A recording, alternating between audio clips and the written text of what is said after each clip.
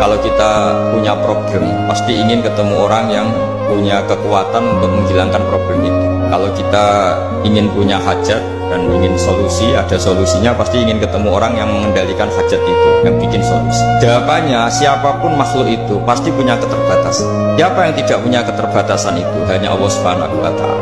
Hingga ketika Nabi banyak problem, ketika ada banyak masalah, karena Rasulullah idza hazabahu amrun badara ila sholat. Nabi itu kalau sedang punya banyak masalah, pasti cepat-cepat sholat.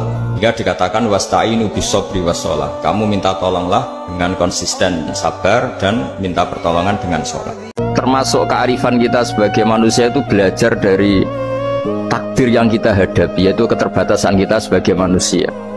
Kita harus bisa ngelola kegagalan, terima kodok kodar.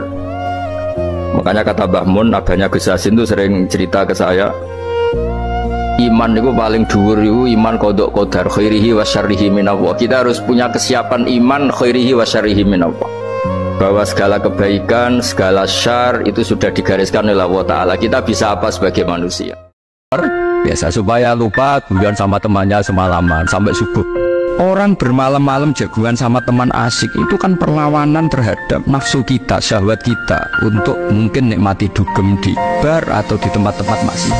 Itu setan di Indonesia tuh kakuati sama kita. Orang supaya nggak tertarik maksiat itu Ki Jawa cukup ketemu kanjane masak terong guyon, gejol-gejolokan zaman mondok, suwengi lulus sangka maksiat. Saya ini pengagum teori ikhlas. Dilatih bil ilmi, saya ulang lagi, dilatih bil ilmi. Saya ini malunya tadi, saya mengatakan 1 tambah 1 2 itu meskipun tidak ada yang memberi hadiah, tetap saya katakan 2. Saya mengatakan air itu dingin, tidak ada yang ngasih hadiah, saya akan bilang kalau air itu dingin, kalau api itu panas. Untuk hakikat-hakikat seperti itu saja saya jujur tanpa ingin imbalan. Tapi ketika hakikat mengenai Allah kok saya minta imbalan surga dan neraka, ini apa-apaan? Kira-kira gitulah, Rois Suryah macam apa gitu.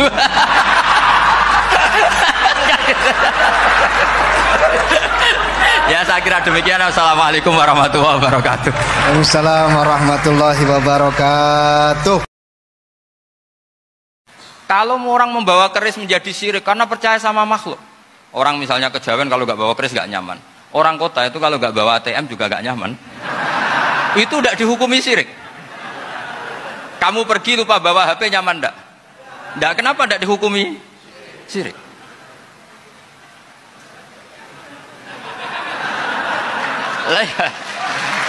Jadi ini logika.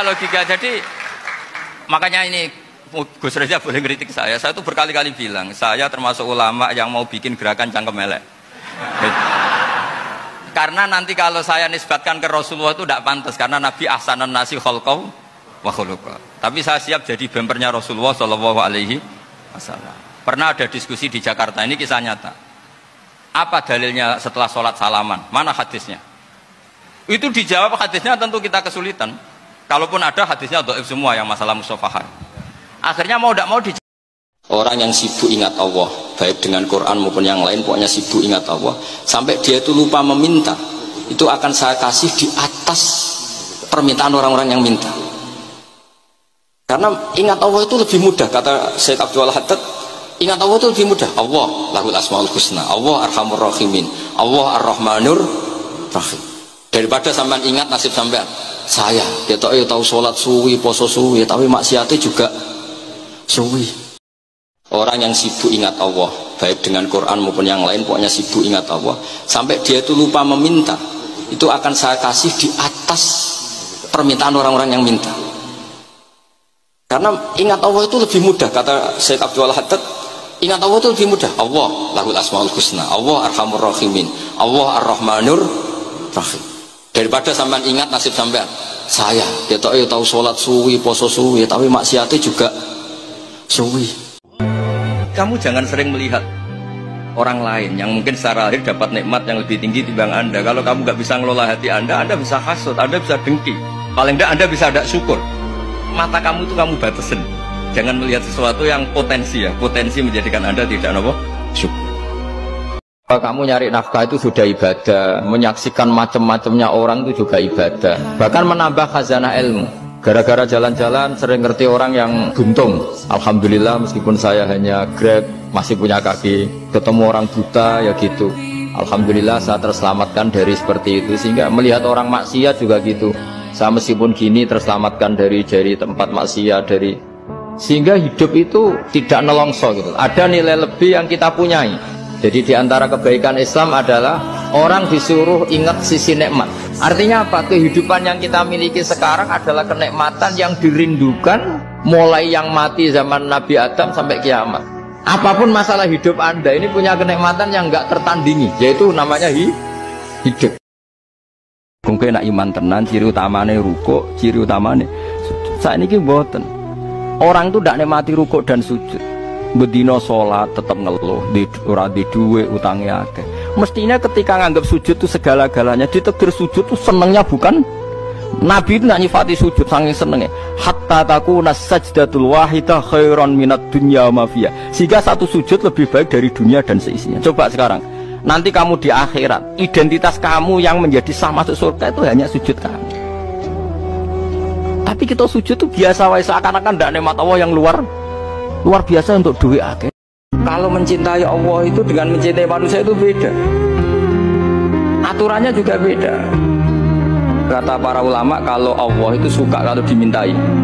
Tapi kalau kamu mencintai seseorang, kamu sering minta, wah itu istaqballahu minna. Jadi Allah itu suka apa? Allahu yaghdabu in tarakta su'alahu wa banu adama yaghdab. Jadi Allahu yaghdab in tarakta su'alahu. Allah justru tersinggung kalau orang yang mencintai dia kemudian tidak sering-sering minta. Tapi kalau Bani Adam semakin sering dimintain malah nafsu ya, malah tersinggung, malah capek. Jadi sama-sama kalimatnya juga mencintai. Kalau mencintai Allah itu dengan mencintai manusia itu beda. Aturannya juga beda. Kata para ulama, kalau Allah itu suka kalau dimintai. Tapi kalau kamu mencintai seseorang, kamu sering minta, wah itu istaqballahu minna. Jadi Allah itu suka apa? Allahu yaghdabu in tarakta su'alahu wa banu adama yaghdab. Jadi Allahu yaghdab in tarakta su'alahu. Allah justru tersinggung kalau orang yang mencintai dia kemudian tidak sering-sering minta.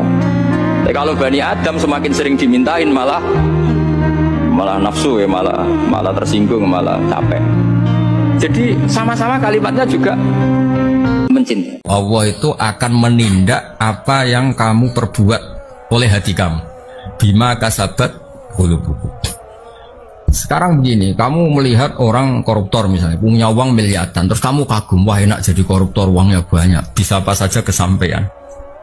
Kata itu adalah menjadi maksiatul qalb, hati kamu maksiat.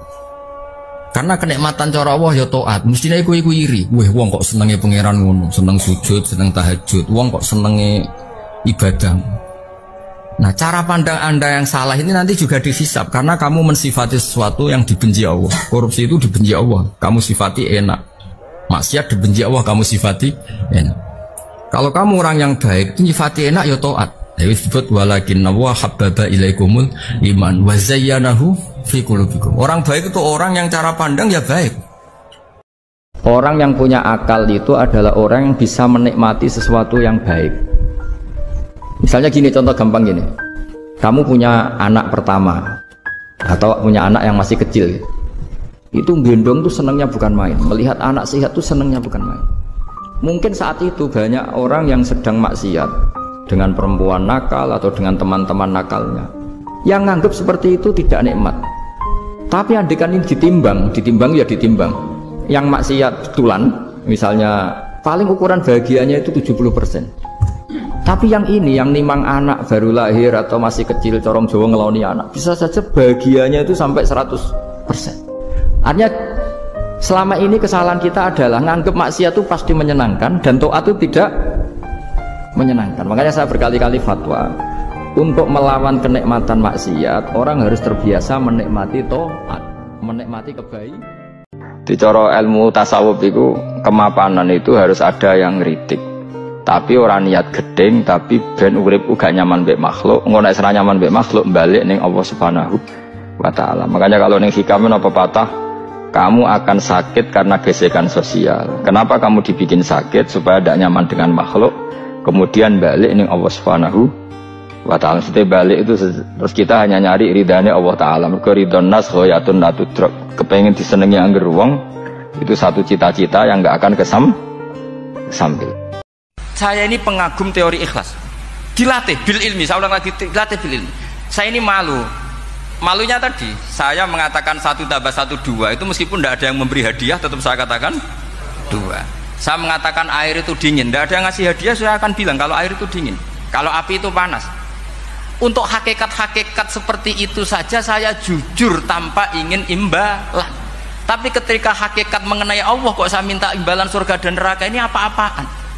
Kira-kira gitulah, Rois Suryah macam apa gitu.